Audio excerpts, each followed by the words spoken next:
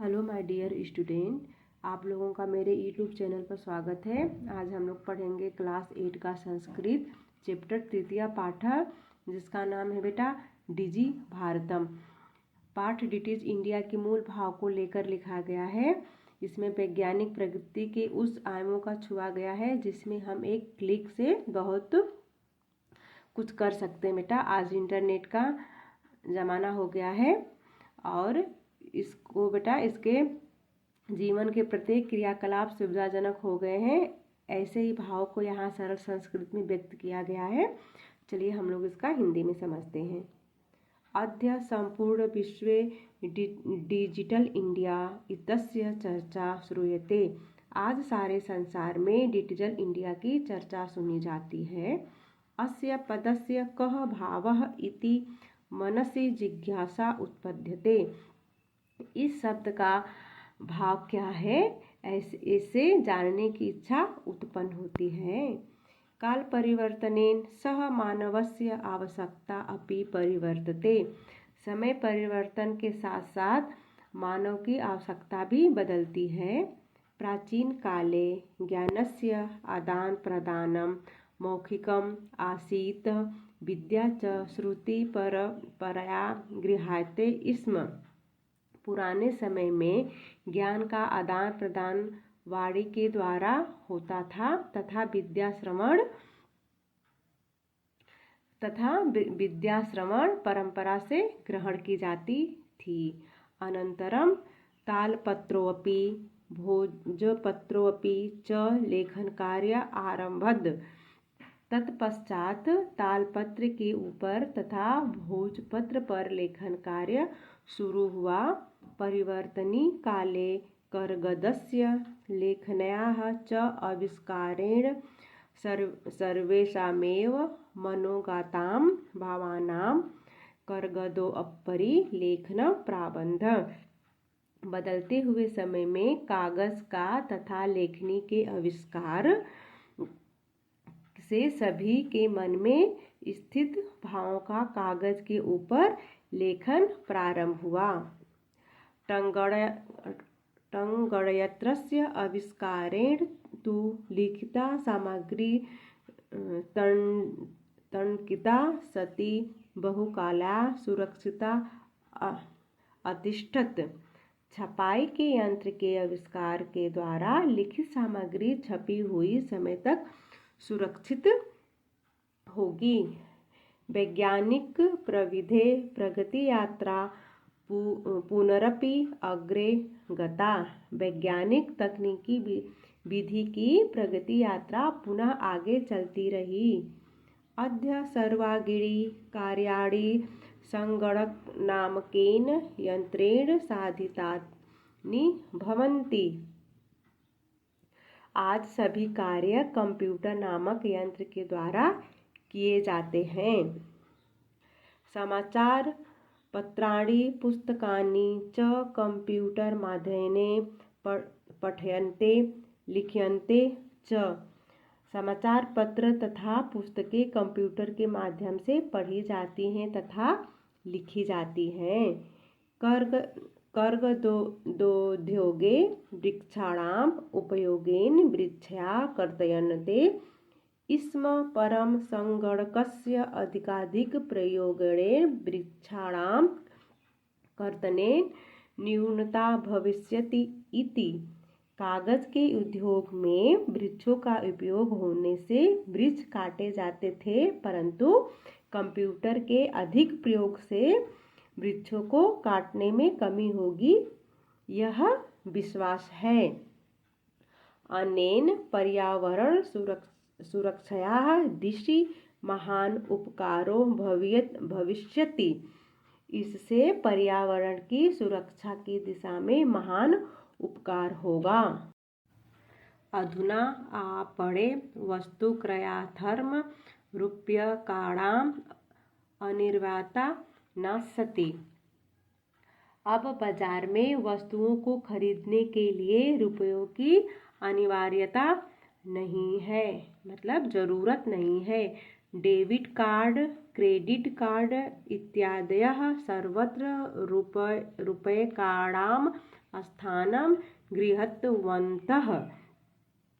Debit card तथा credit card इत्यादि ने सभी स्थानों पर रुपयों का स्थान ले लिया है।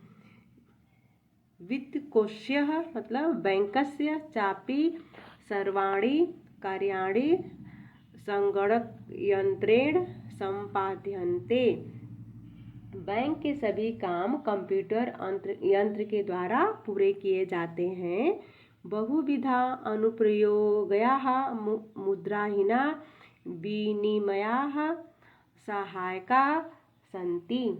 अनेक प्रकार के अनुप्रयोग मुद्रा रहित लेन देन के लिए सहायक है। कुत्रापि यात्रा करणीया भवेत् रेलयानयात्रापत्रस्य वायुयानयात्रापत्रस्य अनिवार्यता अद्य नास्ति। कहीं भी यात्रा करनी हो रेल टिकट तथा हवाई जहाज टिकट की आज जरूरत नहीं है। सर्वाणि पत्राणि अस्माकं चलदूरभाषायां ईमेल इति स्थाने सुरक्षितानि भवन्ति यानि सन्दर्य वयं सौकर्येण यात्रायाम् आनन्दं गृह्णीमः। सभी पत्र हमारे मोबाइल में ईमेल स्थान पर सुरक्षित होते हैं, जिन्हें लिखकर हम सुगमता से पत्र के आनंद ले सकते हैं। चिकित्सालये अपि उपचाराय रूप्यकाणाम् आवश्यकता नानुभूयते। अस्पताल में भी इलाज के लिए रुपयों की आवश्यकता अनुभव नहीं की जा सकती है। सर्वत्र कार्ड माध्यमेन ई-बैंक माध्यमेन शुल्कं प्रदातुं शक्यते।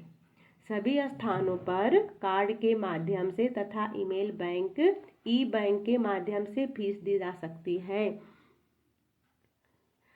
तद्दिनं नातिदूरं यदा वयं हस्ते एकमात्रं चलदूरभाषयन्त्रमादाय सर्वाणि कार्याणि साधयितुं समर्थाः भविष्यामः।